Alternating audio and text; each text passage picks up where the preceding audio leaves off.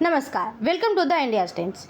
अगर strait of Hormuz का रास्ता बंद हो जाए तो भारत की एनर्जी सप्लाई सीधे खतरे में आ जाएगी और ईरान ने अभी उसी स्ट्रेट में भारतीय जहाज़ों पर हमला किया है। लेकिन यहाँ पर सवाल ये है कि आखिर ये हुआ क्यों। अब यहाँ पर स्टेप बाय स्टेप समझते हैं। स्ट्रेट ऑफ हॉर्मुज ये वो समुद्री रास्ता है जो पर्शियन गल्फ को बाकी दुनिया से जोड़ता है। दुनिया का करीब 20% तेल इसी रास्ते से गुजरता है, यानी कि अगर ये रास्ता बंद हो तो ग्लोबल ऑयल प्राइसेस में आग लग जाएगी। लेकिन यहाँ बात यह है कि आखिर हुआ क्या। दो भारतीय मर्चेंट शिप्स इस स्ट्रेट को क्रॉस करने की कोशिश कर रहे थे। ईरान की नेवी ने उन्हें रेडियो मैसेज भेजा, आगे मत बढ़ो। जब जहाज नहीं रुके तो फायरिंग शुरू हो गई। रिपोर्ट्स के मुताबिक जहाज के क्रू का एक ऑडियो भी सामने आया है जिसमें वो कह रहे हैं, आपने पहले जाने की अनुमति दी थी, अब फायरिंग हो रही है, हमें वापस लौटने दें।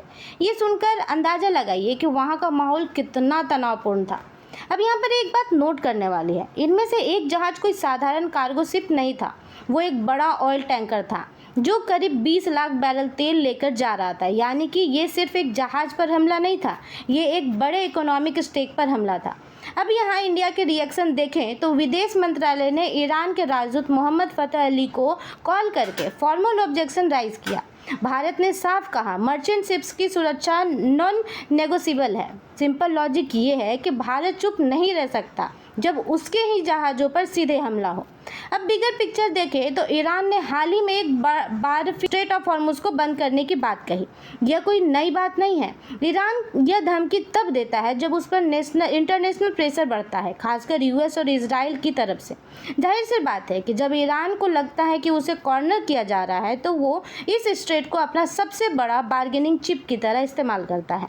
प्रैक्टिकली इसका मतलब है, अगर ये तनाव और बढ़ा तो ऑयल प्राइसेस ऊपर जाएगी, ग्लोबल ट्रेड डिस्टर्ब होगी और भारत जैसे देश जो इस रास्ते से बड़े पैमाने पर तेल इंपोर्ट करते हैं उन पर सीधा असर पड़ेगा।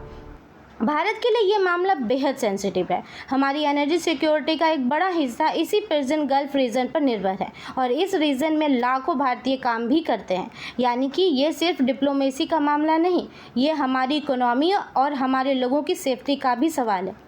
तो अब आपके लिए एक सवाल, क्या भारत को ईरान के साथ अपने डिप्लोमेटिक रिश्तों पर अब सीरियसली दोबारा सोचना चाहिए? इसी नोट के साथ यह वीडियो का अंत। Thank you for listening and as I always say, may God bless you.